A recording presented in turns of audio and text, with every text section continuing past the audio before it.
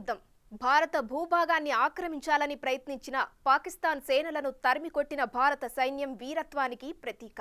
ఆ విజయ గాథకు సరిగ్గా 25 ఏళ్లు.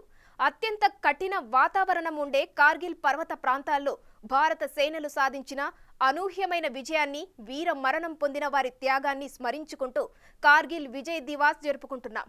అయితే ఈ విజయంతో చరిత్రను మించిన భయానక భవిష్యత్తు కూడా రూపుదిద్దుకుంది. ఇంతకీ కార్గిల్ యుద్ధం ఎందుకు జరిగింది? ఈ విజయం ఇచ్చిన స్ఫూర్తి ఏంటి? ఈ యుద్ధం మిగిల్చిన మరో యుద్ధం ఏంటి?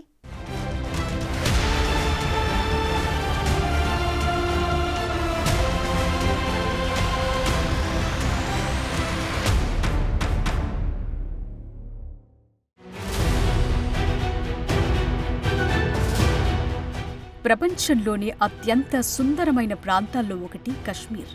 అయితే ఈ అద్భుతమైన భూభాగం భారత్, పాకిస్తాన్ దేశాల మధ్య సరిహద్దుగా ఉండటమే అత్యంత ఘోరమైన అంశం. ఎందుకంటే ఎంతో అందమైన ఈ ప్రాంతం రక్తంతో తడుస్తూ ఇరు దేశాలకు యుద్ధభూమిగా మారింది. కశ్మీర్, లద్దాఖ్ సరిహద్దుల్లో ఉండే కార్గిల్ ప్రాంతం దానికి సాక్ష్యంగా ఉంది. అయితే 1999 జూలై 26న కార్గిల్ పర్వత ప్రాంతాల్లో భారత సేనలు సాధించిన అనూహ్యమైన విజయం కశ్మీర్ను కాపాడుకోగలం అనే విశ్వాసాన్ని మిగిల్చింది. కార్గిల్ యుద్ధంలో భారత సేనలు చూపించిన ధైర్య సాహసాలు, త్యాగాలను తెలిపే ఈ విజయగాథకు 25 ఏళ్లు నిండాయి. అది మాత్రమే కాదు, దౌత్యపరంగా, అంతర్జాతీయంగా భారత్ను బలీయమైన శక్తిగా నిలిపిన రోజుది.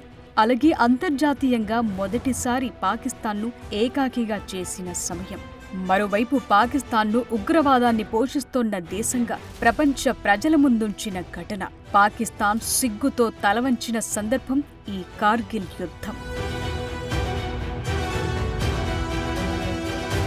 భారత్, పాకిస్తాన్ మధ్య 60 రోజుల పాటు కార్గిల్ యుద్ధం జరిగింది. పాకిస్తాన్ సైన్యం రహస్యంగా కార్గిల్ కొండలను అధిరోహించింది. భారత భూభాగంలోని 15,000 అడుగుల ఎత్తైన కార్గిల్ శిఖరాలను పాక్ సైనికులు స్వాధీనం చేసుకున్నారు. కానీ భారత సైనికులు అలుపెరగని ధైర్యాన్ని ప్రదర్శించి పాక్ సైనికుల ఆక్రమణ నుండి కార్గిల్ను విడిపించారు. మాతృభూమి రక్షణ కోసం జరిగిన కార్గిల్ యుద్ధంలో 500 మందికి పైగా భారత సైనికులు అమరులయ్యారు. వేల మంది సైనికులు గాయాల పాలయ్యారు. ఇక భారత అమరవీరుల జ్ఞాపకార్థం కార్గిల్లోని ద్రాస్ ప్రాంతంలో స్మారక చిహ్నం నిర్మించారు. ఇక్కడ కేంద్ర ప్రభుత్వం అధికారికంగా కార్గిల్ విజయ రజతోత్సవ సభ ఏర్పాటు చేసింది. అయితే కార్గిల్ విజయానికి 25 ఏళ్లు నిండిన సందర్భంగా కార్గిల్ అమరవీరులకు దేశ నేతలు నివాళులర్పించారు. కార్గిల్ యుద్ధ విజయం భారత బలగాల ధైర్యానికి, అసాధారణ పరాక్రమానికి ప్రతీక అని రాష్ట్రపతి ద్రౌపది ముర్ము సామాజిక మాధ్యమం ఎక్స్ వేదికగా అన్నారు. కార్గిల్ శిఖరాలపై భారతమాతను కాపాడుతూ ప్రాణత్యాగం చేసిన ప్రతి సైనికుడికి నివాళులర్పిస్తున్నట్టు పేర్కొన్నారు. సైనికుల త్యాగం, పరాక్రమాన్ని దేశ ప్రజలందరికీ స్ఫూర్తి అని రాష్ట్రపతి ముర్ము కొనియాడారు. ఢిల్లీలోని జాతీయ యుద్ధ స్మారకం వద్ద రక్షణ మంత్రి రాజ్నాథ్ సింగ్ నివాళులర్పించారు. దేశానికి వారు చేసిన సేవ, త్యాగం ప్రతి భారతీయుడికి, రాబోయే తరాల వారికి స్ఫూర్తి అని రాజ్నాథ్ అన్నారు. ఇక కార్గిల్ దివస్ సందర్భంగా ప్రధాని మోదీ కార్గిల్లోని ద్రాస్లో జరిగిన విజయ్ దివస్ కార్యక్రమానికి హాజరయ్యారు. కార్గిల్ యుద్ధ వీరుల స్మారకాన్ని సందర్శించి యుద్ధ వీరులకు నివాళులర్పించారు. భారత భూభాగాన్ని ఆక్రమించాలని ప్రయత్నించిన పాకిస్తాన్ సేనలను తరిమికొట్టిన భారత సైన్యం పరాక్రమాన్ని ఆయన కొనియాడారు. किस तरह हमारी सेनाओं ने इतनी ऊंचाई पर इतने कठिन युद्ध ऑपरेशन को अंजाम दिया था। मैं देश को विजय दिलाने वाले ऐसे सभी शूरवीरों को आदरपूर्वक प्रणाम करता हूं। मैं उन शहीदों को नमन करता हूं जिन्होंने कारगिल में मातृभूमि की रक्षा के लिए अपना सर्वोच्च बलिदान दिया। साथियों, कारगिल में हमने केवल युद्ध नहीं जीता था, हमने सत्य, संयम और सामर्थ्य का अद्भुत परिचय दिया था। కార్గిల్ యుద్ధంలో భారత సైన్యం అసమాన ధైర్య సాహసాలను ప్రదర్శించింది. భారత్ సైనిక దాడికి తట్టుకోలేక పాకిస్తాన్ సైన్యం వెనక్కు వెళ్లాల్సొచ్చింది. మే 3, 1999న కార్గిల్ సెక్టార్లో సాయుధులైన కొందరు చొరబాటుదారుల గురించి స్థానిక గొర్రెల కాపరులు మిలిటరీకి నివేదించడంతో ఈ వివాదం ప్రారంభమైంది. వ్యూహాత్మక వాంటేజ్ పాయింట్లను పాకిస్తాన్ ఆక్రమించిందని నిర్ధారించుకున్న నిఘా బృందాలు అప్రమత్తమయ్యాయి. ఆనాటి సందర్భాన్ని Kargil veteran, Ladakh scouts X honorary lieutenant అయిన తాషి షేరింగ్ గుర్తు చేసుకున్నారు.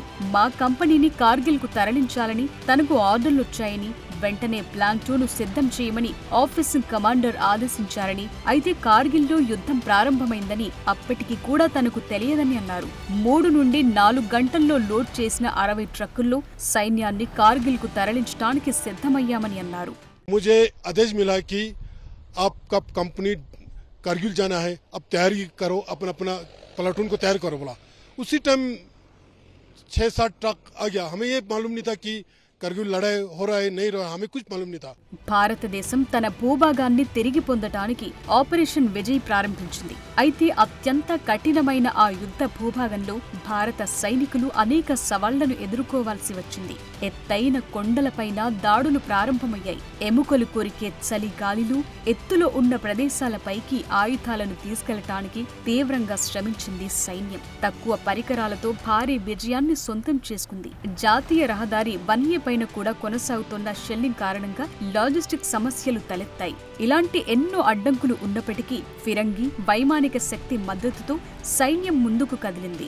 టైగర్ హిల్, టోలులింగ్ వంటి కీలకమైన ప్రదేశాలను తిరిగి స్వాధీనం చేసుకున్నారు. నిజానికి ఇదొక ఊహించని ఘటన. ద్రాస్ స్థానంలో జోజిలా పాస్ దగ్గర తీవ్రమైన యుద్ధం కొనసాగింది. ఎత్తైన ప్రదేశంలో ఉన్న పాన్రాస్ వద్ద సైనికులు ఆగిపోవాల్సి వచ్చింది. ఏమాత్రం తెలియని భూభాగంలో సైన్యం వీరోచిత పోరాటం చేసిందని కార్గిల్ యుద్ధంలో పాల్గొన్న రిటైర్డ్ మేజర్ పునీత్ జైన్ వెల్లడించారు.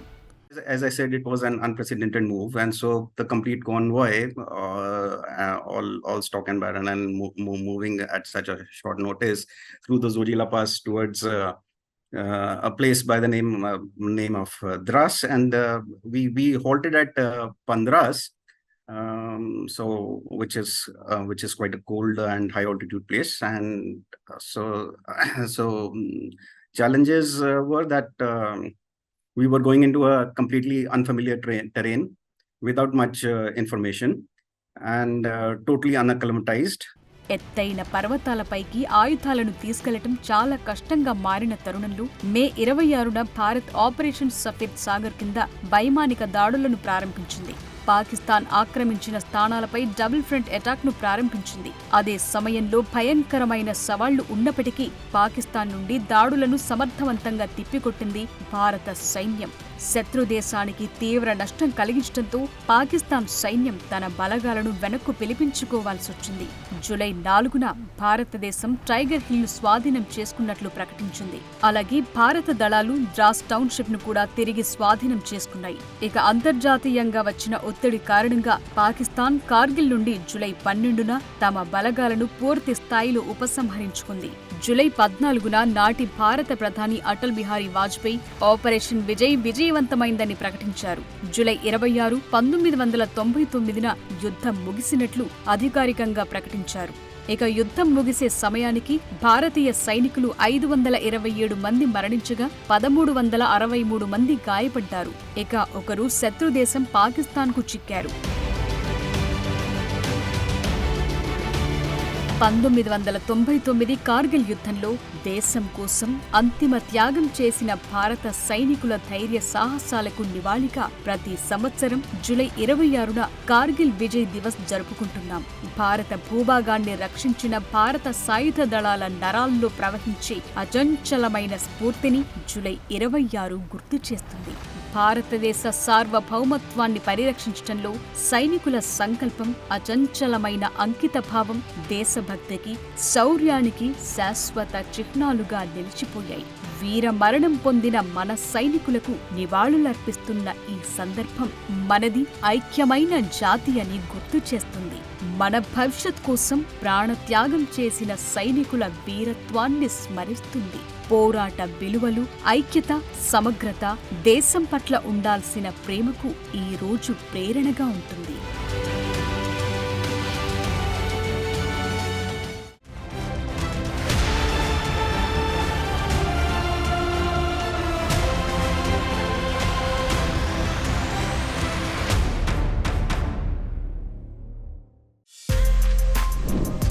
For more videos like this, subscribe Big TV channel.